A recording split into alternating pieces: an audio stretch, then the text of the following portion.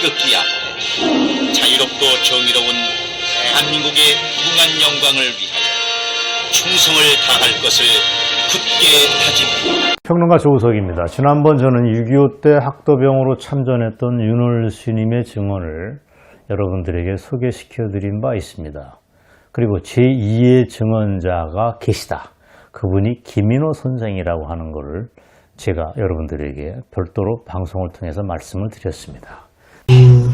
과장을 체포하라 하는 지시는 누구한테 받으셨어요? 공병위 대장이 그거 알려주는 거 조회를 하는구나. 아침에 조회를 해서 이제 누구 수배를 하는 거 수배하는 명단이 쫙 대자보에 붙어 있는 거야. 대자보에 붙어 있어서 한 명이 단 한 명이 아니고 시청 직원에 여직에 있는 사람들 전부 다 수배가 내린 거야. 흥남시청. 그러면 문재인 아버지 문윤영이가 정말 인민군 장교 계급장을 달고 대한민국 땅 6.25 때 내려온 게 사실입니까? 근데 내가 전자에 그러잖아. 시청 직원이 간수 대신에 예. 인민군을 지휘해서 여기 시청 직원이 낙동원 전선에 나온 거예요. 인민군이 여기 있고. 그렇습니다. 그냥 한둘 사람이 아니고 예. 거기 뭐 소대장 무슨 장 하는 게 전부 다 재수가 하는 게 아니라 시청 직원이 인솔을 해가지고 낙동원 전선에요 옹구를 해니까요. 그렇게 해서 와서 이 안에들은 신문을 해보니까나 여기 빨치산에 홀수동서하고 다 연관성이 생겨 있어요. 연락병이. 그러면 그게 가능하게 된 게 6.25 터지긴 직후에 김일성이가 총동원령을 내렸기 때문에 공무원들한테는 합당한 계급장을 다 붙여주게 돼서 된 거죠? 사실입니까? 그래서 이제 같이 동원령이 내린 거지. 그렇죠. 그래서 문영영이는 흥남시 농업과정에 있었다가 인민군 상위 대기급장을 다해주는 거네. 이제 핵심 문제니까나 지휘관이 대대장쯤 된 모양이에요. 상위가 예. 대대장은 인솔을 하는 거 대답 편성을 하는 거에 두 개 대대가 연대가 됐는지 대대가 됐는지 난 모르겠어요. 그러니까 휘하에 거느린 병력은 얼마쯤 됐습니까? 어디? 문영영이 휘하에 거느린 병력은 그러니까 1,500명 왔다. 1,500명 정도. 그러면 대대보다 더 센 겁니다. 그래서 이제 거기에 반동문자는 중간에서 처분하고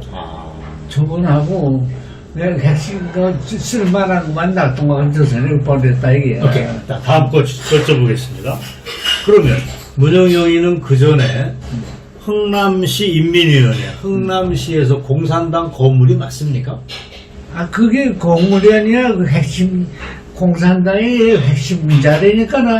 핵심 문제다. 그거 아니면 직책을 부여를 안 해. 자, 그러면 문재인이가 자기가 쓴 책에 보면 자기 아버지는 공산당 입당 제안을 여러 번 받았으나 끝내 거부했다고 썼습니다. 이건 뭡니까? 반동문자지. 반동문자면 감옥에 가야 되는데 그거 햇소리 하는 거야. 거짓말이다. 거짓말이다. 그러면 선생님이 문영영이가 인민군 장교로 내려왔다는 것도 아시고 흥남공산당 건물이었다는 걸 아시는 건 어떻게 아시는 거예요? 방첩대 활동하시죠? 방첩대에서 그 체포령이 공고가 나간 거예요. 그렇죠. 치안대하고서 네. 공조를 해서 이게 대자보에다 붙여서 체포령이 내려 있으니까 그 중에 다 거기 포함된 거예요. 자, 그 전에 또 하나 궁금한 게 있습니다. 짧게. 그러면 그 전에 선생님은 흥남 교화소에 있다가 현지 입대하신 거죠? 그 얘기를 설명해 주세요. 그게 이제 치안대가 5대 공장을 그 경비를 하니까는 그 도둑을 자꾸 맞아서 CIA 대원이 지휘를 해야 되겠더라 하는 거예요, 국군에. CIA, 이거 CIC. CIC. 방첩대. 네, 방첩대. 네. 그때 이제 CIC에 종사를 하면 좋겠다 그렇게 돼서 이제 반동문자만 감옥에 있어도 반동문자만 사출해서 보내달라 그랬을 거 아니에서 이제 치안대 대장이 소녀들이 사출을 해서 치안대에서 사출해서 이렇게 보낸 거예요. 자, 그러면 그 문영영이가 문재인 대통령의 아버지가 맞는다는 걸 어떻게 하시는 거예요? 누누이 그러니까 맞지 않는 소리를 책에다 내가지고 포레스정서에서 정사됐다 뭐랬다 해서 그런 거 이제 한가에서 뜯었고 또 책에서 제작가가 그거 가서 간행물을 뜯겠다 보여줘서 자연히 토론도 하고 그랬어요. 그러면 그게 문재인이가 대통령이 됐을 때 그때 대충 아시기 저게 내가 그때 흥남에서 체포령이 내려가지고 잡으려고 했던 부자의 아들이 대한민국 대통령이라는 걸 그때 아신 거죠? 그때 아신 거죠? 그 이제 그렇게 돼서 그냥 큰일 났다 하는 게 공산당에서 그러니까 학대를 받고 그런 처지에 있었던 사람들 몇몇 사람들이 지금 대한민국에서 대우를 못 받고 있어요. 대우를 못 받는 지금 고깃값을 하고 죽여야 되겠다 하는 생각으로서 여러 가지 간행물에다가 또 나도 이제 홍보 낸 것도 있고 그가 이제 잠깐만 고깃값을 하고 죽어야겠다 이건 뭐 사람 노릇을 하고 죽으셔야겠다 이런 뜻입니까? 이 사상관계인데 고깃값이라는 게 늙으면 죽어도 대신 그러니까 뭐이라고 그래요. 고깃값이 사람 노릇을 해야 된다. 사람 노릇을 하고 죽여도 갔다 예. 그 다음에 궁금한 거 길지 않게 설명해 짧게 힘드시니까 문영영이를 경북 영천 전투에서 잡았다고 하는 윤월 스님 증언은 어떻게 판단하세요?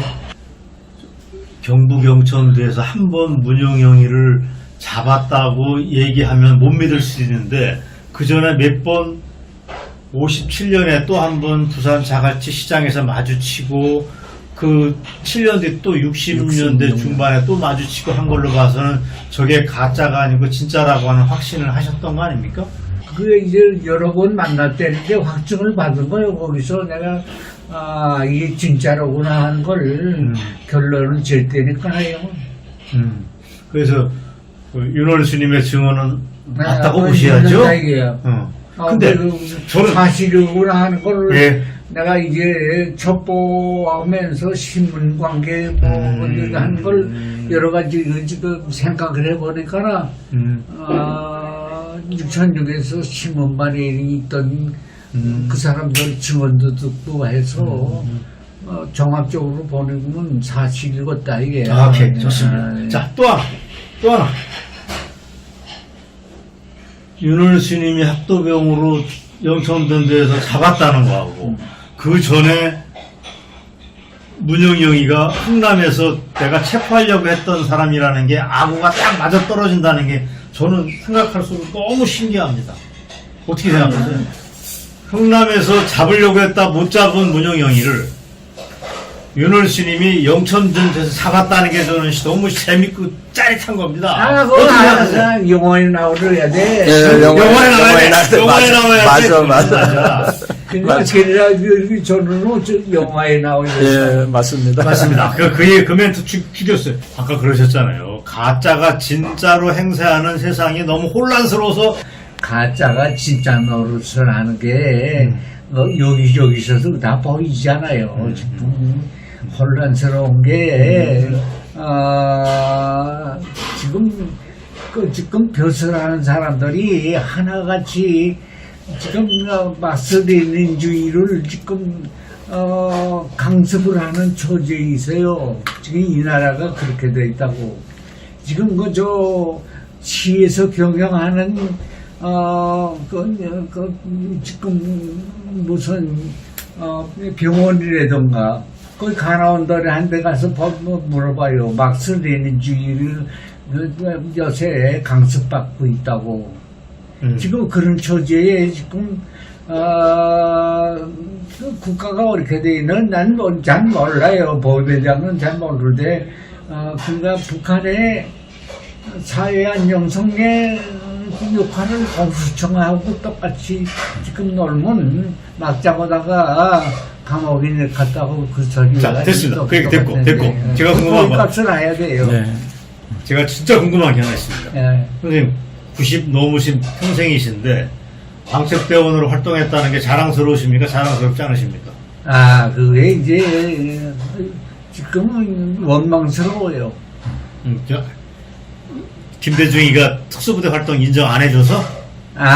말고, 사회가 이렇게 돌아가서, 그냥 이제, 그런 놈은 나라가 지금 없잖아요. 지금, 까꾸로 지금, 우대를 받고 있으면서, 가만히 조사해보면요, 지금 부동산은 자기네 올려놓고, 강남에는 자기네들이 지금 자구 치고 북치고 깽가리 꺼져 치잖아요. 자, 그래도 네. 제가 볼 때는 선생님이 정말 멋쟁이세요. 그리고 다 기억하시고 판단하는 게 대단하십니다. 그럼 이제 시장하는 데 가서 찬조 연설을 한번 하면 시장돼요. 자, 10분이 좀 넘는 증언을 여러분이 들어보셨을 줄로 압니다. 100살이 다 되는 연세인지라 목소리가 조금 작고 병약하시다는 것도 여러분이 금세 파악하실 줄 압니다. 제가 그분한테 첫 인사를 드린 게 3년 전, 4년 전인데 그때에 비해서 몸무게도 훨씬 빠지신 것 같고 마음이 안타까웠습니다. 그럼에도 불구하고 집중해서 옛날 기억을 더듬는다는 것 자체가 71년이 되는 기억을 더듬는다는 것 자체가 저는 가히 기적적인 일이 아닐 수 없다고 봅니다. 그분이 열렬한 반공주의자로서 지금 문재인 세상은 가짜가 진짜 노릇을 하는 세상이라고 지적하신 대목도 저는 굉장히 흥미롭게 들었습니다. 인상적이었습니다. 지금 만들어진 조직 공수처라고 하는 조직은 북한의 사회안전부와 같은 조직이라고 하는 비판도 증언 뒤에 하시는데 그것도 여러분이 눈여겨 들어보셨을 걸로 믿습니다. 그분이 그 많은, 이 얘기는 제가 왜 말씀드리냐면 그 많은 연세에도 불구하고 여전히 정신이 명료하십니다. 그리고 세상을 걱정하고 있다는 게 이게 중요합니다. 때문에 이분이 71년 전 옛날 일에 대한 증언, 문용용이가 활동하던 흥남 지역 상황에 대한 그 많은 기억이 믿을 수밖에 없다는 것을 거꾸로 또 한 번 보여준다는 얘기입니다. 이분은 바로는 지금도 이렇게 대한민국의 시사적인 얘기, 정치 얘기에 대해서 안테나를 키우고 계시다면 이분은 71년 전 옛날 일의 기억은 증언하신 건 정말 믿을 수밖에 없다는 점을 여러분이 새삼 기억해 두시기 바랍니다. 문 대통령 부친고 문용영 씨는 함경남도 흥남 소란마을 출신이다. 당시 명문이던 함흥농고를 졸업한 뒤 공무원 시험에 합격해 흥남시청 농업계장 과장을 지냈다. 평온했던 그의 삶은 한국전쟁 발발로 뿌리째 흔들렸다. 북한으로부터 공산당에 입당하라는 압박을 받던 문 씨는 1950년 12월 흥남 철수 때 족과 함께 월남한다. 거제에 정착한 후 공무원 경력 덕분에 포로수용소 노무자가 됐지만 수입이 턱없이 부족해 부인인 강한옥 90씨가 계란 행상을 하며 생계를 꾸렸다. 문 대통령이 7살 무렵 부산 영도로 터전을 옮겨 양말 도매상을 했지만 문 씨는 장사 체질이 아니었다. 결국 문 씨는 빚을 잔뜩 껴안고 무너졌고 재기에 실패한 채 1978년 심장마비로 세상을 뜬다. 문 씨는 공부를 곧잘 했던 아들을 자랑스러워했다고 한다. 문 대통령은 자서전 운명에서 부모님은 아무 연고 없는 남쪽에서 제대로 생활할 수 있는 준비도 전혀 없이 낯선 땅의 삶을 시작했다. 뿌리 잃은 고단한 삶이었다고 기술했다. 그는 우리 집의 가난도 아팠지만 분단과 전쟁 때문에 아버지가 당신의 삶을 잃은 것이 늘 너무 가슴 아팠다 고도했다. 그는 가장 후회되는 일로 부친에게 잘된 모습을 보여드리지 못한 것을 꼽는다. 역시 함흥 출신 실향민인 모친 강 씨는 남편 문 씨의 사업 실패로 가세가 기울자 생계를 책임졌다. 자판 장사와 연탄 배달 등 닥치는 대로 일해야 했다.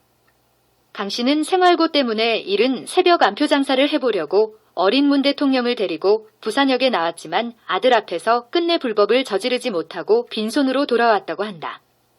문 대통령은 학교를 마치고 돌아온 후나 휴일이면 강 씨를 도와 연탄 리어카를 끌거나 연탄을 배달했다. 그는 돈이라는 게 별로 중요한 게 아니다라는 지금의 내 가치관은 오히려 가난 때문에 내 속에 자리 잡은 것 위라고 자서전에 적었다. 누나 재월 68씨는 가족을 위해 희생했다. 공부를 잘했지만 대학 진학 대신 취직해 문 대통령을 뒷바라지를 했다. 문 대통령은 재월 씨에 대해 저를 위해 꿈을 포기한 누님이 계시지 않았다면 아마 대학 공부는 꿈도 꾸지 못했을 것이다. 그리고 오늘의 문재인은 없었을 것 위라고 말한다. 여동생 재성 62의 재실, 55씨 중 재실 씨는 어머니 강 씨와 부산 영도에서 함께 산다.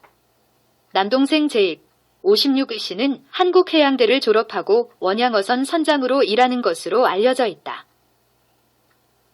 영부인이 된 김정숙 63의 여사는 공적 가치를 위해 투신하는 남편의 삶을 그대로 받아들였다.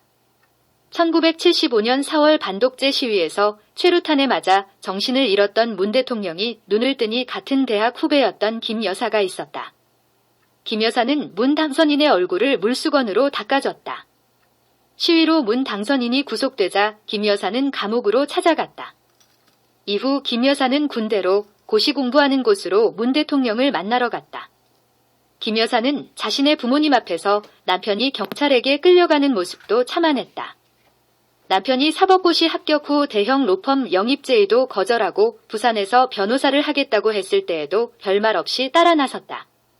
서울시립합창단 합창단원이라는 자신의 직업은 포기했다. 이번 대선에서도 문 당선인의 가장 든든한 지원군이었다. 지난해 추석부터 일주일에 한 번씩 호남을 찾아 문 대통령의 호남 특보 역할을 했다. 문 대통령은 김 여사와 일남일녀를 뒀다. 준용 35호 씨는 건국대 시각디자인과를 졸업하고 미국 파슨스 디자인 스쿨에서 석사 학위를 받은 뒤 미디어 아티스트로 활동하고 있다. 다혜 33호 씨는 2010년 결혼해 문 대통령의 양산 자택에서 살고 있다. 준용 씨는 2006년 한국고용정보원 입사 시 특혜를 받았다는 의혹에 휩싸인 바 있다. 지난 2012년 6월 17일 부친과 함께 스피치 콘서트에 참석, 지지 발언을 하기도 했지만 이번 대선 기간에는 모습을 드러내지 않았다. 반면 다혜 씨는 지난 대선 때 노무현 아저씨 가족들을 보셨잖느냐. 전 그게 너무 눈물나고 슬프고 무섭다으며 모습을 드러내지 않았지만 지난 8일 광화문 마지막 유세 때 아들과 함께 등장해 부친에게 힘을 보탰다. 문 대통령의 처가에 대해서는 알려진 내용이 많지 않지만 장인 장모가 서울 동대문 광장시장에서 한복집을 한 것으로 전해진다. 문 대통령이 결혼할 당시에는 장인이 강화도에서 목장을 했다. 문 대통령이 1980년 계엄 공포령 위반으로 처가 식구들 앞에서 경찰에 구속됐다는 것은 널리 알려진 내용이다. 김 여사의 언니는 패션 디자이너로 알려져 있다. 문 대통령과 결혼할 때 김 씨의 언니가 웨딩드레스를 마련해준 것으로 전해졌다. 한편 문 대통령 집안의 고향인 북한에는 이모인 강병욱 씨가 거주하고 있다. 문 대통령은 2004년 7월 제10차 남북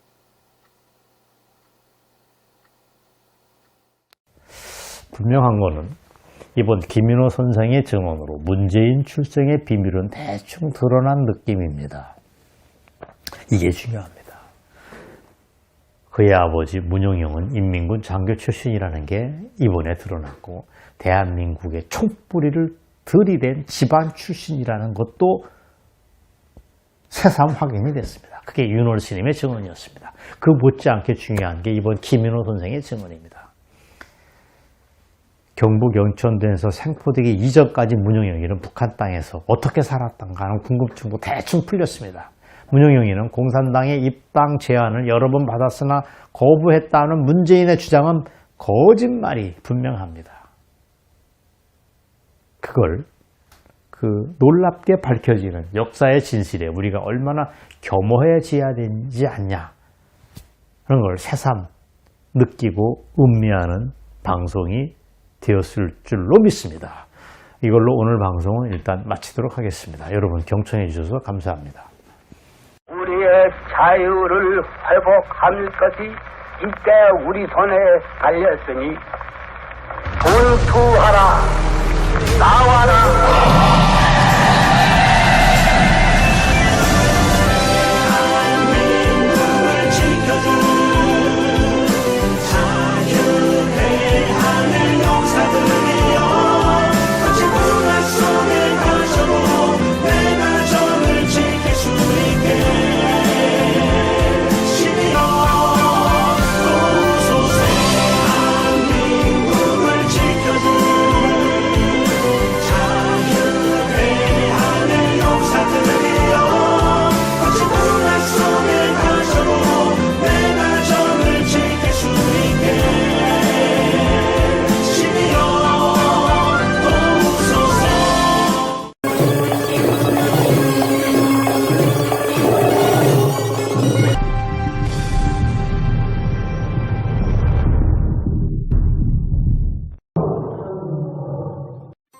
구독과 좋아요, 그리고 알림 설정은 제작자에게 매우 큰 힘이 됩니다. 채널 구독은 언제나 무료입니다.